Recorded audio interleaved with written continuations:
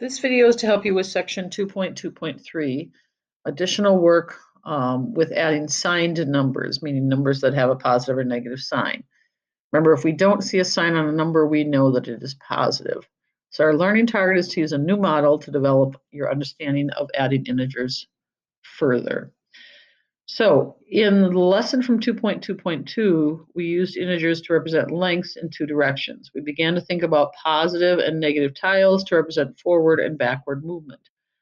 Today, we're going to work with the idea again of integer tiles, which we did very briefly in 2.2.2.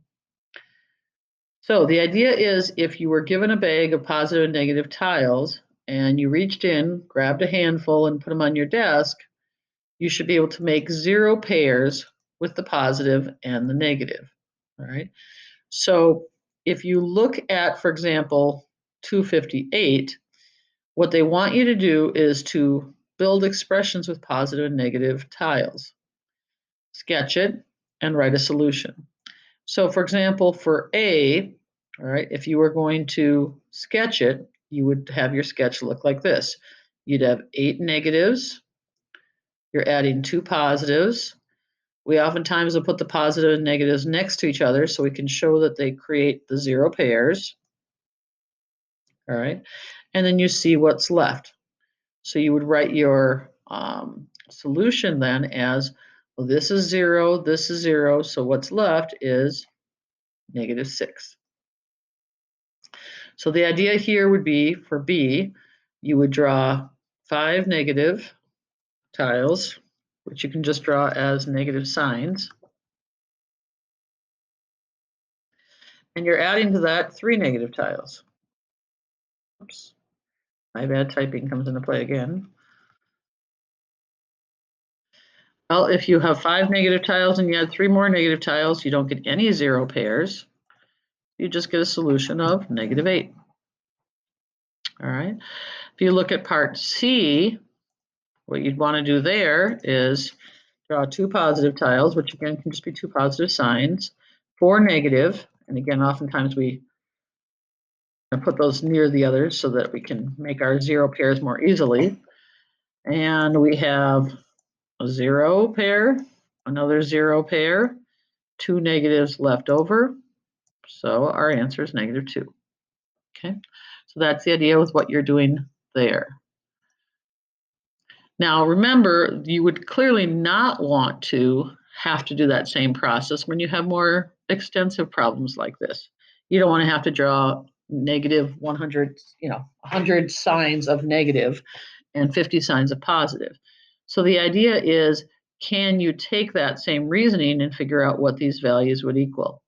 All right. If you had negative 150 being added to that, again, you could think of it on a number line as well. If you start at negative 100 and go forward 50, where will you land? You'll end up -50. If you had negative 30 and 5/8, and you added to that negative 60 and 1/4, well, you would need common denominators, but you're going to end up with a more negative answer. If you're at negative 30 and 5/8, you add negative 60 and 1/4, which would be the same as 2/8. You're going to end up getting -90 and 7/8. Again, this would be 2/8 plus 5/8 makes 7/8, -30, -60, -90. So your answer is going to be even further negative. You're starting at a negative value and you're going more in that negative direction or to the left, right?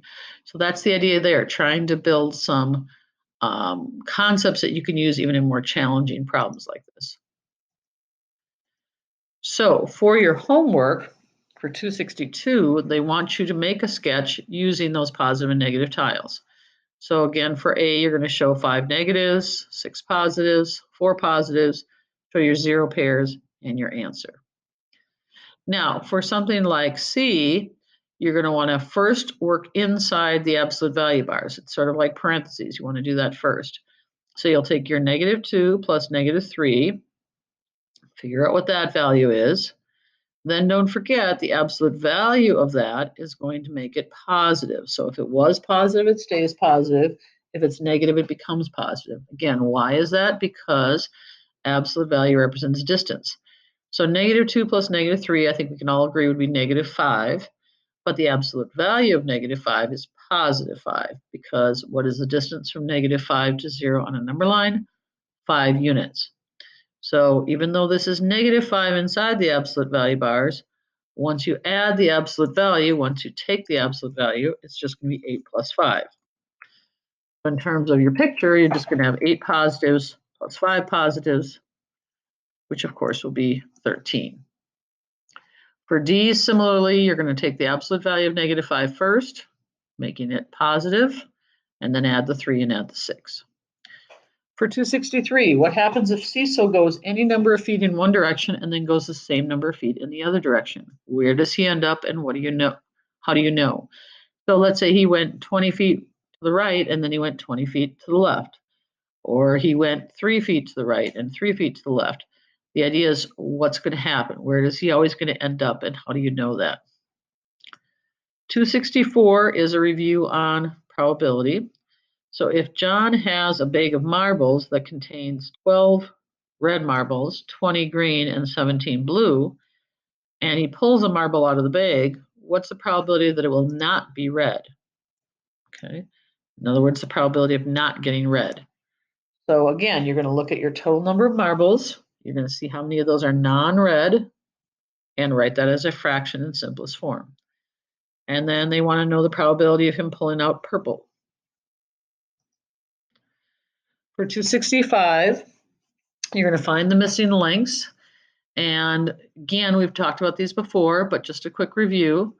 Let's say you're looking at part B, which is a little bit harder.